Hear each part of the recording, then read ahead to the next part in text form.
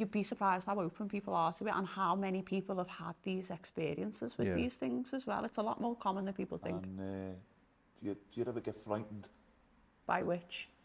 Well, the supernatural, No. the unknown, you know, I mean, you're dealing with these things on a weekly, daily basis. Is there anything that's ever really frightened you? There's one that nearly, it could have killed my daughter when she was young. So I'd had someone that I'd known for many, many years, and he began a spiritual path, and he was a bit of a DJ, he runs a meme page, and you know, he's just a lad, normal lad, Scouse lad. And he says, I want to do some DMT, but I don't want to do it on my own. Would you sit with me? And I was like, yeah, if you want, fine. I mean, I've done DMT once, thought it was brilliant, excellent, it's 10 minutes and it'll be over. It's not like mushrooms, you know what I mean? Yeah. Fine. Yeah. So he comes and he's sat on the couch, and I've got my notebook and I'm writing down the things that he's talking to me about, the things that he's seeing. And out of nowhere he says, oh, I'm in Las Vegas. And I went, oh, fuck.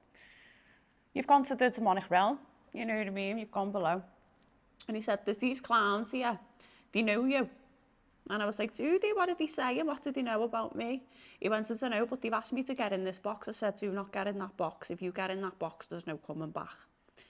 And he went, I know I'm not supposed to, but I think I'm going to. And then he sat bolt upright. Now, this lad's out on the DMT, sits up, bolt upright. And I'm sat to his right, and he turns in his chair and looks me right through with these black eyes, and then just collapses back onto the couch. And I was like, oh shit, he's possessed. I knew what was coming, really. And he wakes up out of it, and I said, look, I'm going to have to clear you. You will have come back with something. You don't like sounds of this one. I'll have to clear you. You brought something with you. And as I put my hands on his to feed through his energy, this thing that was manifesting that I could feel disappears. And I was like, oh, has this been done willingly before you've come? You've set an intention the way you wanted to go, and you want to work with this thing, don't you? So I thought, there's nothing I can do about that. I can't remove it because it's not my jurisdiction to do that if he's worked with it willingly. So he's fine, and I'm like, I've done what I can for you. I said, but there is something with you. And he thinks you want to work with it. And he was like, yeah, I do. And I was like, okay, well, this is the dangers, blah, blah, blah. Anyway, a couple of hours passed, and there's a knock on my door, and it's a delivery fella with a chippy. And he's ordered himself a chippy to my house. Did not ask me, do you want anything, or anything like that. So he's there, and he's eating the cereal. He went, do you want a chip? And I went, no, I'm all right, sir. I'm thinking, you better get out my house now, because there's something's amiss. You're turning, you know what I mean? You're getting further into possession. So he had something attached to him then? It was going into full-blown possession. And then as he walks out the door, he gives me this look. He rang a taxi. And his eyes were clear. They went blue again. And I was thinking, oh, what's going on there? Because if a demonic wants to hide, it'll shift behind the soul so that the eyes stay normal. If it comes in front of the soul or in the forefront of the auric field, the eyes will go black. So I'm thinking, that's weird. It's hidden itself inside him. Goes to bed as normal, and my daughter sleeps in the bed with me. She was only about 9 months old, not even that. I'm lying in bed, and something grabs me by the foot and shakes me awake violently, and I sit up in a panic, couldn't breathe, couldn't get my breath. And I hears in my ear, turn around. And it turns around and it looks up on the wall above my bed. I've got these huge concrete wings that the size of them lights. Massive they are. All fastened into the wall properly. I'd had a fella out to screw them in properly. Not good at DIY. So I know they were done properly, and one of these wings comes off the wall towards me, hovers in the air, and then slowly goes down above my daughter like that on the wall. So I grabs my daughter by the ankles and pulls her up the other end of the bed where I am before it smashes into pieces on my mattress. So I jumps up and picks the baby up and puts her in her cot in her room, comes back into my bedroom, and the other concrete wing smashes on the floor, but next to the bed. So they're all in pieces, and now I've only got like a metre square hall, and I've walked out there, and there's a mirror at the top of the stairs, and I've got blood pouring down my face, and I'm like, oh fuck, oh shit, oh no, and I was badly bleeding. I've still got a scar on my lip off here. And it goes downstairs, and I've got a big box of different types of tarot cards. Every single one's been thrown onto the floor from the top of the cupboard. The only one that's upright is the devil cards. No. And I'm panicking. I'm thinking, do I do it upstairs? Do I leave the kids alone upstairs? Is it going to attack the kids while I'm down here? I've got to get a pentagram out. I've got to get my shit together and pull myself together in order for me to be able to remove it. And as I am, all these red marks are coming up where it's battering me and attacking me burns. They look like big cigar burns on my arm where it got hold of me. I had thumb marks on my wrists. No way. And as I'm doing this ritual, and I finally get it in the pentagram to put it back in the second dimension, these big welts appears on my wrist and on my feet like the crucifixion of Jesus. And them scars stayed there for about 3 months. That was one that really did panic me because I didn't know what to do. I wasn't bothered about me, but I was like, is that going to attack my kids now that I'm down here trying to draw a pentagram? Situations, you know, like, I mean, I feel sensitive to things that I don't want to know. Yeah. I don't open up to it. Is there ever a time when you think, I've had enough of this shit? I want to be, nobody's normal, but I want to live a more normal life. I've never had a normal life, ever. Well, what is a normal life, I suppose? Yeah, what is a normal life? And I think as well, I mean, I was, especially towards the end of this demonic contract, once I knew that contract was done, I could still hear the demonic realm, and I was still desperate for peace, desperate for a bit of quiet in my brain. And I think I would never ever want someone to be as desperate for help as I was, and have no one to turn to be scammed out of thousands of pounds, to nearly die in a hospital, when such a simple ritual can help them, fix them, and put them back on a path of light, back on a path of health to peace. There's a lot of fakes out there. The spirituality is booming. There's crystal shops everywhere, isn't it?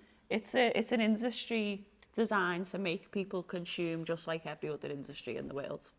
There's a lot of misinformation that spreads. There's a lot of frauds, a lot of fakes. Like, you see people now, there's not many psychics that have got great reviews. It's all hit and miss. And to me, it's all pattern recognition as well. But again, I disagree with that side of mediumship. I think it's entertainment. If someone comes to me and says, I want you to contact me dead nan, and I'll say to them, well, so once I contact your dead nan, and you know she's in spirit and she's looking after you and she's proud of you, then what? When your life turns to shit, is that going to help you?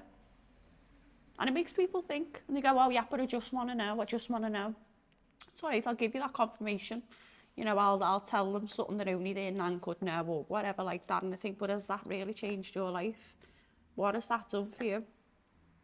You know your nan's passed over, but none of them go and find God. None of them go on a path of spirituality. It's just, I think it's an egotistical confirmation that they want. Well, just talking about that and where people go, probably give them a bit of satisfaction knowing that they are there is somewhere. An afterlife. Well, what's your thoughts on heaven? I believe there is what the Bible will call a heavenly realm, which is the 5th dimension, which is just where our souls return to true form. When we lose the human meat suit, we return to the true soul form, which would be the 5th dimension. The 4th dimension is where your spirit guides reside. It's where your ascended masters and archangels are, because they're closer to humanity, so they can help better there. But I do believe there is a heaven. I just call it a dimension rather than heaven. And you know that there's a hell? We're living in it, love. It's a good answer. But you can tell. There's so much shit here. I see it all the time. There's the toxicity that's here, you know. I think they say there's a war between light and dark, and that light is winning. I disagree. Is it a spiritual war going on? What it says in the Bible, there's a spiritual war going on. Yeah. Spiritual warfare, yeah. And we're actually in the end, coming into the end times, as it says in the Bible. I agree. I sort of believe that. Yeah, 100%, because it's just getting worse and worse, society, isn't it? But I don't think any side will ever win, because one can't exist without the other. Nations off of it at the time. I suppose so, yeah. You know what I mean? We haven't got a yin and yang symbol for no reason. True. One will not be without the other.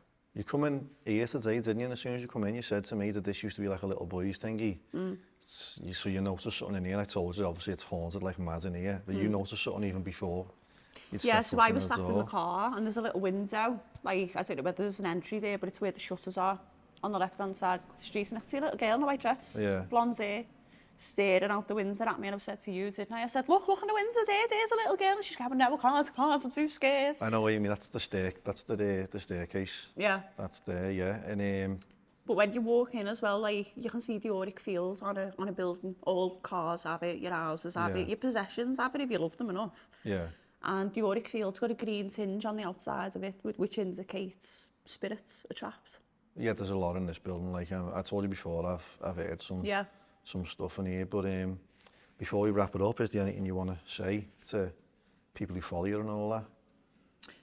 Not so much the people that follow me, but I just ask people to be open, really, and listen with an open mind, because, you know, a lot of people will not understand this and will find it really difficult to perceive correctly. And I say, until it happens to you, you probably won't understand it, because it is a phenomena. It is a supernatural phenomena. But I just ask people, one, to listen with, you know, an open mind and an open heart, and two, to realise that the more you talk about this, you will realise that it's a lot more common, that a lot of people have had these experiences, and there is a solution. And for anyone going to join in the industry, what would you say to them? Don't. Don't work with demonics. It's a big thing now. You look at TikTok, you look at Instagram, social media. There's all kinds of witches, there's all kinds of spiritual people saying, do this ritual, do that spell. 99.9% of them are all black magic. Be careful, question everything, cogitate. Use what you were given, you know what I mean? Question everything, do not follow a crowd. Go with your gut, because it will never lead you wrong.